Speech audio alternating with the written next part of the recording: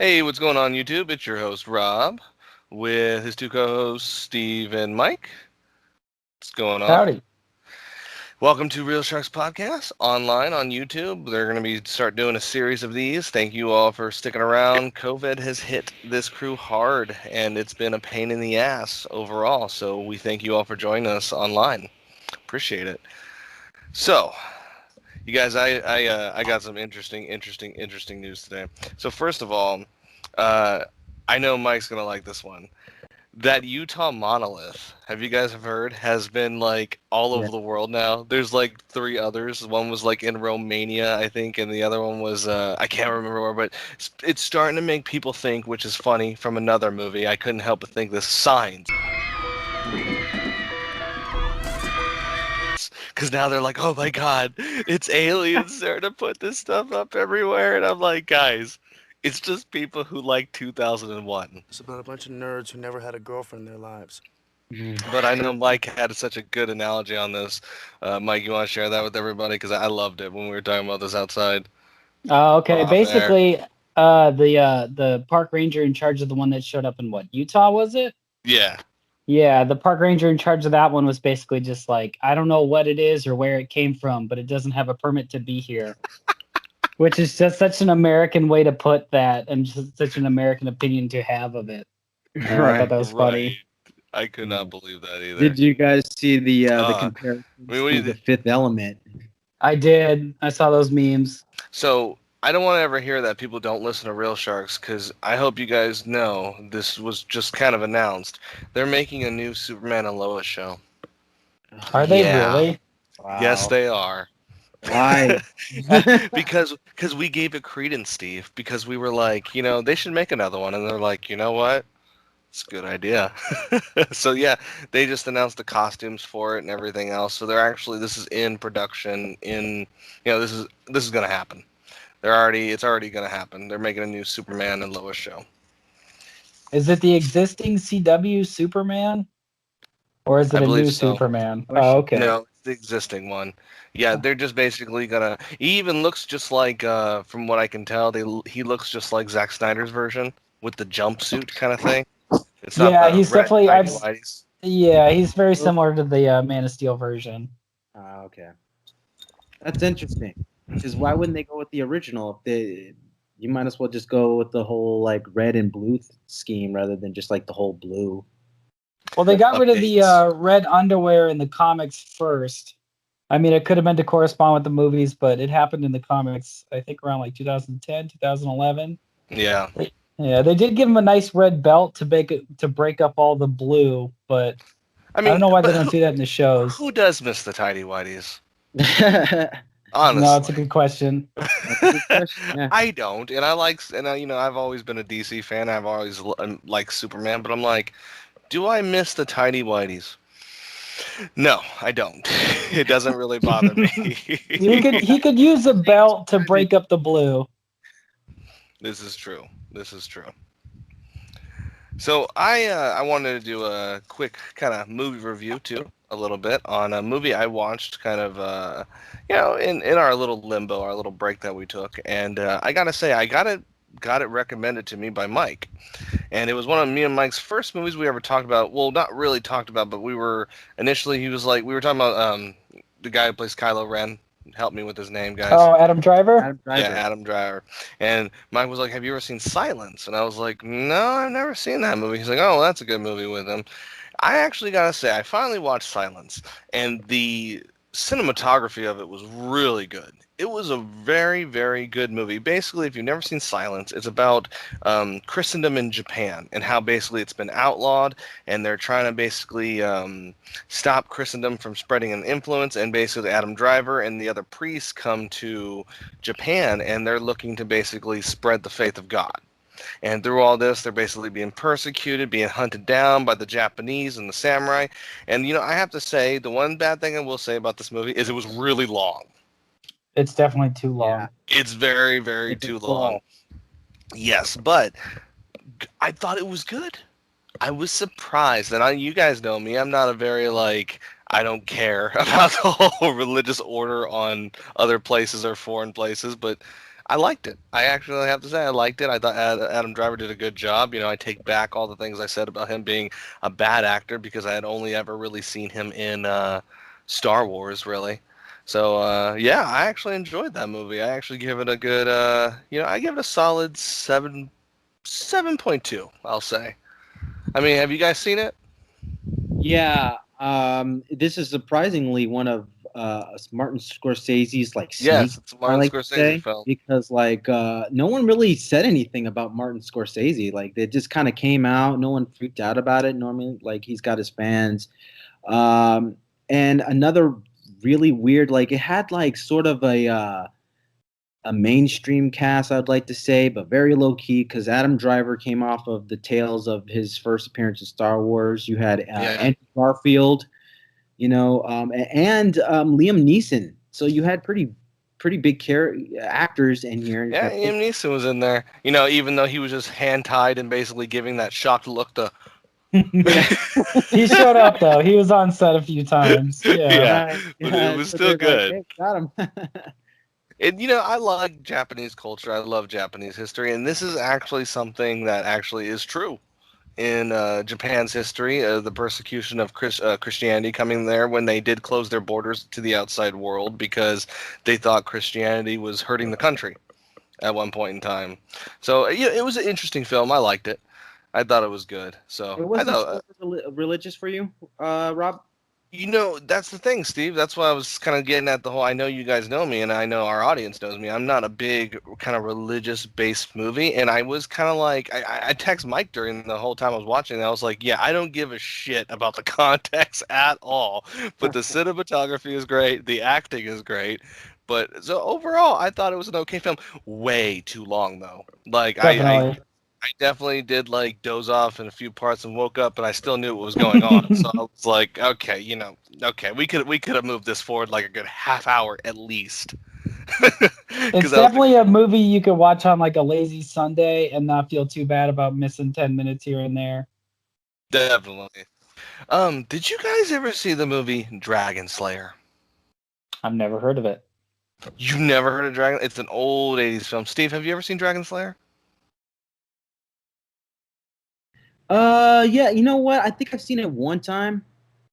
I can't really Okay. remember. Well, this is going to be a movie I want you guys to look up because it's going to be the next topic of discussion on one of our shows because this is a movie that's a fantasy movie, and you guys know me, I have a huge man boner for dragons, and it basically is a movie. It's kind of a movie that touches all element of fantasy. You have a sorcerer's apprentice who is trying to basically kill a dragon and kind of save everyone in the process. And I mean, I guess you could say the effects for the time are decent, but overall it's a very low budget film, but it never took off. It has a cult following now, but it never really took off. So if you guys ever get a chance to watch this, it's on Pluto TV.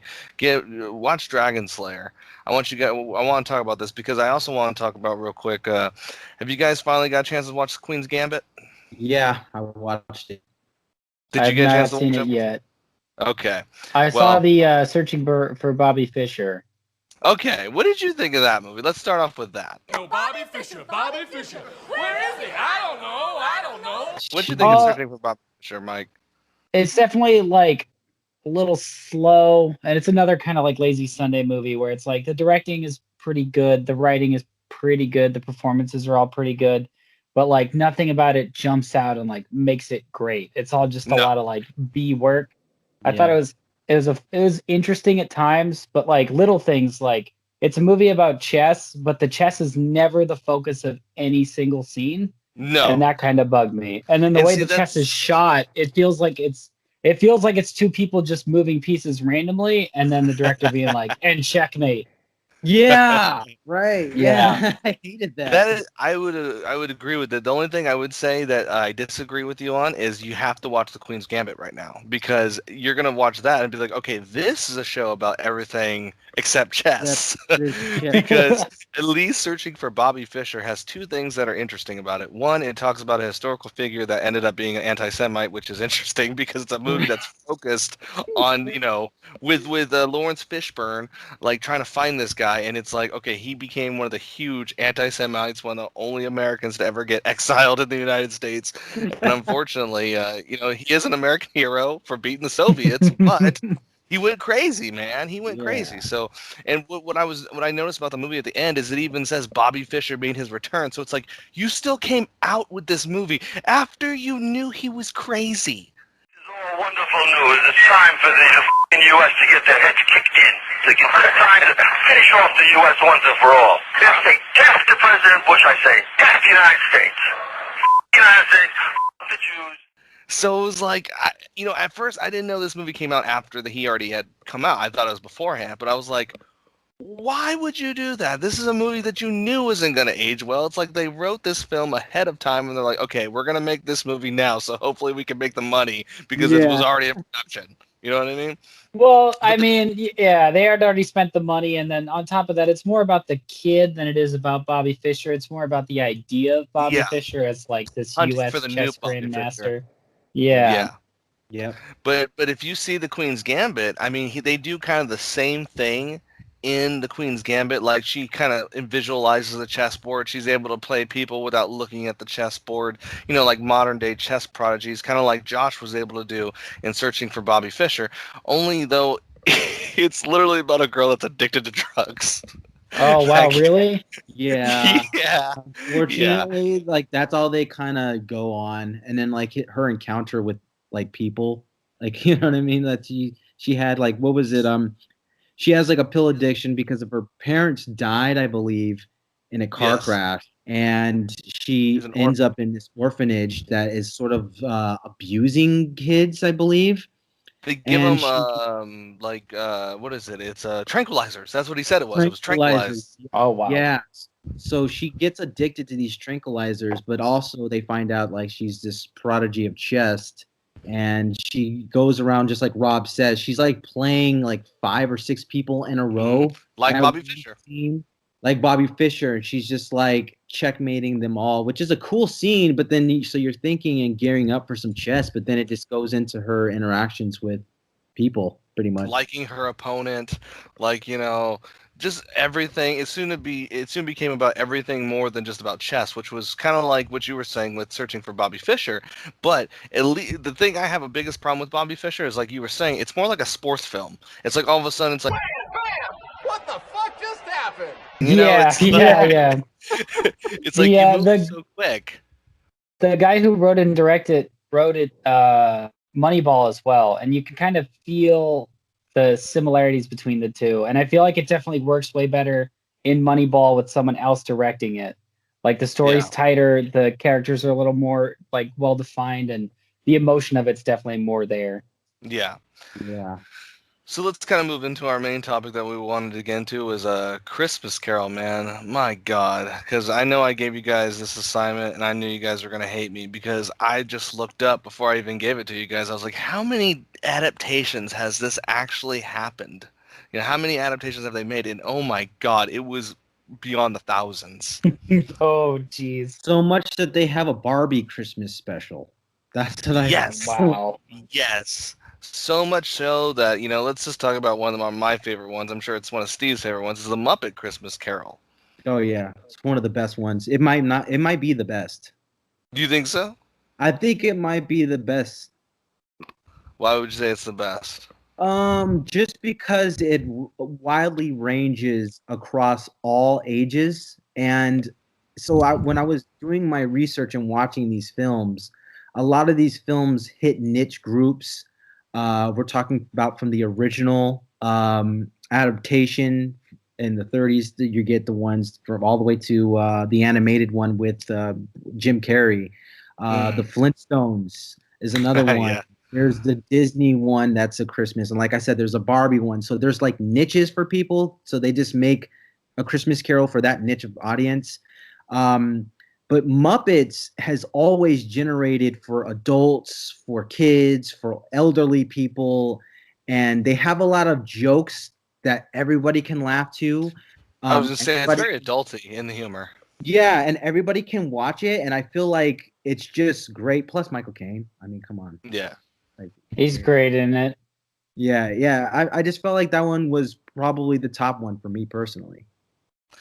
One of the ones that I really like, and I'm going to bring all the obscure ones to the table because I remember them the most, and this one is probably one of the most obscurest at all, is Mike Judge's Beavis and Butthead's version of A Christmas Carol. It is actually on the Mike Judge collection, and what it does is instead of it's basically Beavis being the Scrooge, and he works at the burger joint where they work that one, and he's just basically yelling at his boss. So it's like, you better hurry up or I'm gonna kick your ass. Yeah. And he's yelling at him, and he's like, oh, sir, please, can I go home? The principal who goes, oh, and when he goes to his family, the kids and everybody are like, ooh, so they're all the same. And it's just another way to rip on everybody in the episode, but it's Beavis and Butthead, so they don't learn a damn thing. No. But it was still a good episode. God, there's so many. Mike, which was any? Because you said you've never even seen the Christmas Carol that much, huh? No, I had never seen any version. Like, I'd seen bits and pieces of the Scrooge movie, and I think that's about it. Which unfortunately, I couldn't find that one to watch it. But I did watch the Muppets one, and I thought it was pretty decent. I thought it was good, but like, it's definitely something that I feel like if you watch as a kid, you would love as an adult, and if you watch it for the first time as an adult, you're like, okay, it's pretty decent. But I watched the George C. Scott version, and I thought that one was freaking amazing. Like, I thought, because I started watching it and it's a TV movie, and so I was like, okay, it's a TV movie, like, and George C. Scott's in it, tail end of his career. He's probably just gonna like ham it up, kind of phone it in. The budget's gonna be low, but he gives an excellent performance, and the production value throughout is consistent and good, and like the cinematography is good, and the emotion of it is so good. I don't know, I enjoyed it so much. I thought it was like a really good movie. And then so going from that to the Muppets one did feel way more like childish and way less serious. I don't know, that original George C. Scott one definitely blew my mind. I was like, if they other ones can hit this level, then they'll definitely be as good. But of the ones I watched, they didn't. Pro Scrooge. You're pro Scrooge. No, I was pro Scrooge beforehand. And see, the Michael Caine version, he's more of an ass. He's definitely like rude to people. And in the George C. Scott one, he's more like ignorant, and he's grown cold over time. You see him as a young man, and like in the Muppets one, you see his love interest for like a minute, and it's like, oh, he loves money more than her, so she leaves. And in the George C. Scott one, it's like, no. He wanted to make money so that way he could support her and have a future with her. And then that getting the money becomes his passion, and it gets in the way. And so like stuff like that is a little better developed, and like it got to me a little more. I found it more interesting. Definitely in that version. Yeah. It melted your icy cold heart. To some extent. It also made me come up with my own idea for a Christmas Carol story, where it's kind of like a modern version where he's still right, because in the George C. Scott one, they do the what's the line? The surplus population, when it comes back to him with Christmas present, the guy kind of says it mockingly, and he kind of like, oh my God, I can't believe I'm part of the surplus population. But it's like, I would love a version where Scrooge is like, yeah, I know I'm part of the surplus population. Like, I know I'm worthless, but like, whatever, dude. So is everybody else. I don't care. And he just kind of blows it off, and like, he's learning stuff, but he's also forcing everybody else to kind of come back down to reality of like the high hopes of Christmas. I don't know. I kind of like that idea a little bit. See, I want a version where basically Scrooge is more like a CEO. Like he is in all the other ones, but basically when it comes down to whole feeding the poor, and he's like, that's not company policy. Oh, so you're talking about like totally get into like some evildoer, Jeff Bezos, Yeah. and all these guys of the world, just be like totally ignorant to the people's plight, but then like at the end they don't learn their lesson. They just do more evil.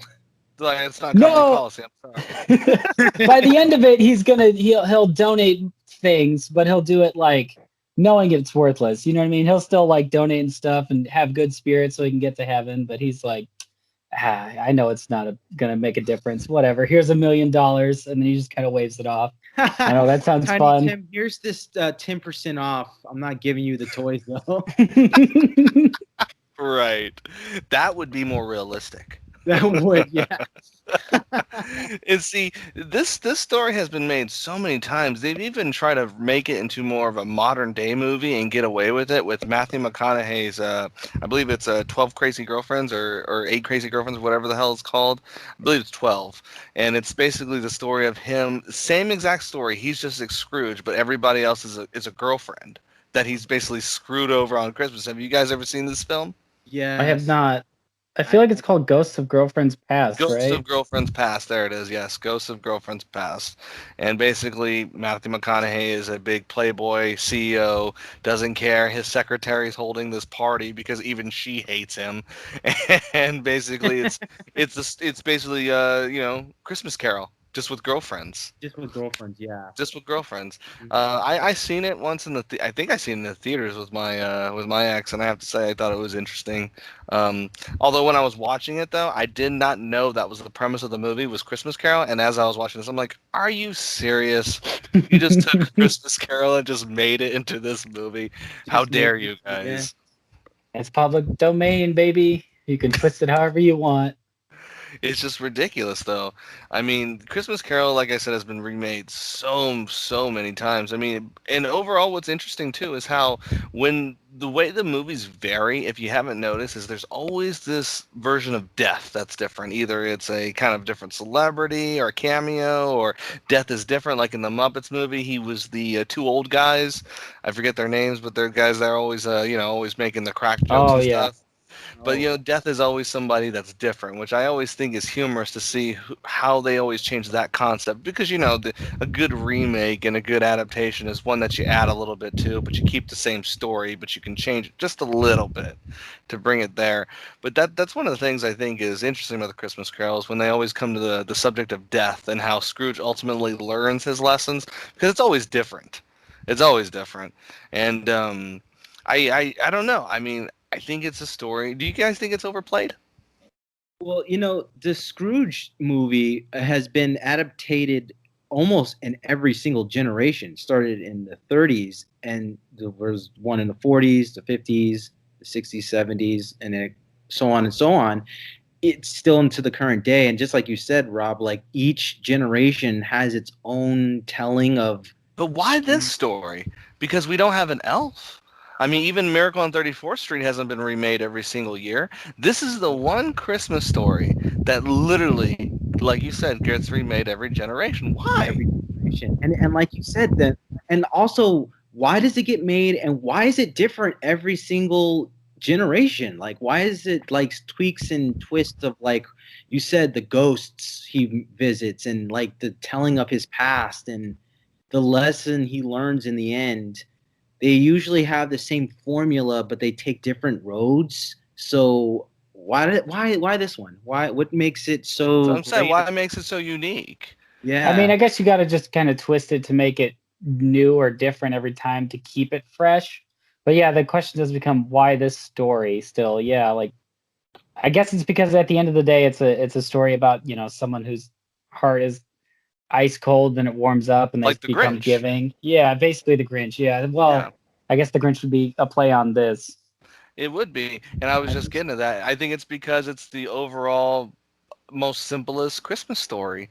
The story of a guy who's heartless, who is a business owner, who doesn't give a shit, and basically learns to care. And, his heart warms up, and, they melt his heart with an icy cool, And it's still relevant. It's still relevant. We still have Jeff Bezos and Elon Musk's and stuff who have trillions of dollars and are not donating it or sharing it or helping other people with it, Hey, he's got a point there. Yeah. Maybe we could melt the governor's icy heart with a cool island song. Jeff Bezos gives like $1 million and he's like, "Oh, I helped. I gave $1 million." And it's like, dude, $1 million to you is like $1 to me. Like, you can give 10, man. Come on. Or give 10 million. Saying, since we are in the age of technology in 2020, I think Rob brings up a really good point. Like, how can you relate this to kids that are in technology? You would have to like bring up the Facebook CEO guy. Forget his name. Mark Zuckerberg. Yeah, Zuckerberg.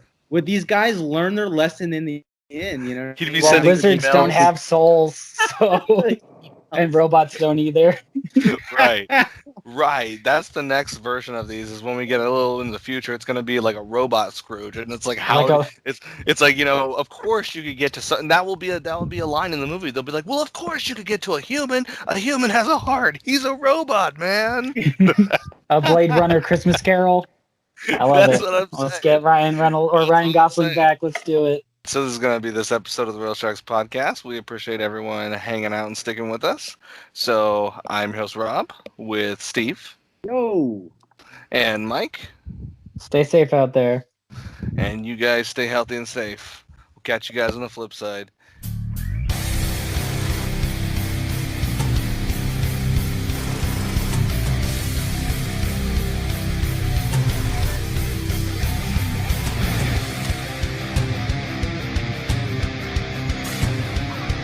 One I actually found very interesting, and again, I don't want to ever hear anybody say they don't listen to the Real Sharks podcast. They are making a freaking Metal Gear Solid movie now. Did you hear about this? It's been in production for quite a bit. I know, but I just learned about it, so it's not new. Until I learned about it. Did you guys see Yeah, who I is didn't know playing about it. Solid Snake? Yes. No, yes, Oscar I did, Isaac. but Yeah. that's right. Yeah. Yes. How do you now thoughts about this? Because he's a great enough actor for this, but to play Snake, who is very just he's already a character of himself, like right? He's Snake Plissken. Escape He's from already LA. like Kurt Russell, guy who we've already done. So go check out that episode. I don't know. I don't know how I feel about it. Metal Gear is a weird story to do in the first place. Yeah. It How the hell is. are they gonna do that in movie form and have people like it? Where they're going to start is going to be the most interesting. That's the problem. How do you keep the core of Metal Gear, which is like this vast conspiracy that stretches 100+ years with like this secret society called the Patriots? How do you keep that in store in a movie that's gotta still be an action-pleasing or crowd-pleasing action film with like a big metal robot and all this other crazy stuff going on? Not How to do you mention make all that the places work? around the world you're going to have to go and Oh, add. that's right. All the places around the world, all the special effects between the ninjas and all that other kind of stuff too. I mean, you're even all the cloning aspect. You're gonna have to even get into that. I mean, there's conspiracies that go into Desert Storm in those games where they talk about like the fundamental conspiracy of the whole damn thing and nuclear weapons. I mean, the Metal Gear Solid 3 reveals that the plot line basically goes back to like the early 1900s. Yeah. And so there's these little bits of information that you have to then like find ways to cram in, and you still have to make the movie entertaining. Honestly, this is one that I feel like would work much better as a Netflix show, where it's like the 6 episodes of Metal Gear Solid. Yeah. You think so though? Because this goes back to a topic we've already brung up, like the video game movies being on the rise again, or this could either propel it farther than it's ever been, or it could just bring it down lower, because there's no middle ground for gamers. You're either going to win them over and they're going to love it, or they're going to just like totally hate this. So I don't think they're hating it right now. I think if they cast somebody like a Liquid Snake or Meryl, it's going to go into the Solid version of the story. And he is Solid Snake, right? I mean, they're doing Metal Gear Solid 1, yeah. Yeah, so I don't know. Maybe they could do the first game. I think that's interesting, because that's going to be hard, because Liquid is Snake, and then all of a sudden you're going to transition from Liquid to Liquid's clone. That's it's like almost going from Highlander being a Highlander to Highlander being a fucking alien like he was. Because even Metal Gear Solid, like it starts on the foundation of Metal Gear 1 and 2, and so like you already have the Zanzibar Island incident and the Outer Haven incident. Right. With Big Boss, and Big Boss is already dead and he's been burned, and like that's where the game starts, is they're trying to recover the corpse of Big Boss that's over in Shadow Moses. So you have to tell the audience all that, and then you have to explain like the Patriots and like all sorts of crazy crap in the background while still having an entertaining movie. Foxhound, and Yeah. it's a lot of information. I mean, this is a movie that is going to have to be a franchise. First of all, if it's not a show, definitely is going to have to be a franchise to even get all the information in it. Or Definitely. I don't even know if it's going to be how long they even said the movie would be, but it would definitely have to be, I would say, a 3-hour plus movie to just generate all the information. That's me personally, because I've played the games and I just know how much detail is in them for you to know. I mean, you can't just, even every character has some kind of background to them that is very, like you take like the ninja, for example. He's not just a ninja. He was what's his face's sister, brother, and everything like that. Or the sniper, Natasha. She was, in love with Big Boss, and like he found her when she was a kid and all this other shit, and taught her to be a sniper and all that. There's so much detail with every character that you learn in the game, especially when you kill the bad guys, that they explain to you why they love liquid snakes. Yeah, why they love liquid snakes so much. That I just don't think you're going to be able to get that out in the movie, especially if you had like a monologue as everyone's dying like they do in the game. You know? I'm going to give Jordan Vogt-Roberts the benefit of the doubt because I know he's a huge fan of the games, and I believe he wrote a Metal Gear Solid Bible to try and get this right. So I'm going to give him the benefit of the doubt. But I'm definitely kind of like, it's such a hard game to adapt into a 2-hour movie that it's not even that I'm worried about him. I'm just worried about it working on its own. It feels like a game that shouldn't be a movie. It feels like a game They that once should said be a that about show. The Watchmen, though, and I know you think The Watchmen is a good movie. And, I will say I think The Watchmen's a good movie, too. The Watchmen was a film that's what kind of gives me hope. But it was also 3 hours long and a commercial flop. And this one needs to succeed to make sequels, so that's a problem. But then again, well, hey, maybe look at Zack Snyder. Bring out its own show. You guys bring up good points. Whether or not this should be a movie, or should this be a show where they can free range what they can do, but then it's obviously episodic. How can they get the characters right? You know what I mean? Like to the liking of people, because Kojima writes a lot of campy characters. Can they get that campiness out of their acting ability? Can they, like Rob said, can they do this story well enough that's going to make people love it the way they love the game? Because again, in the game you can exposition, and Metal Gear Solid is just exposition. So how can they do that? And is Kojima going to have his final, like his saving grace into Hollywood? Is this his opening? He's been wanting to work with Hollywood since he's been making these games, and he's never really gotten an in. Will he even have a say in this film is what I want to know. That's a good question. They're going to go, we're going to make this, but Kojima, we don't want you in. I would hope there's a blessing thing where he, at the end of the day, he reads the script and like gives it his thumbs up, and he's like, "You did it, man." Like, I hope he's doing that. That would actually be more than the Watchmen Zack Snyder got from Alan Moore, because Alan Moore straight up said, Watchmen sucked. Yeah, that's the opposite though. Alan Moore hates Hollywood. Kojima desperately wants to be in Hollywood. Alan Moore hates a lot of things. He hated V for Vendetta. Alan Moore is just Scrooge, man. He just hates everything. He's the guy that they need to make a movie about. They deliver this comic film to him that just kind of melts his heart, and then he's finally like, just like Mike said. It's like he goes back and like watches Watchmen, and he loves it. He's watching Man of Steel and all the other ones. Pretty good. In the Endgame's so good. The hell of it, gives that a thumb up too. Takes a break from his witchcraft and his devil worship. Oh boy.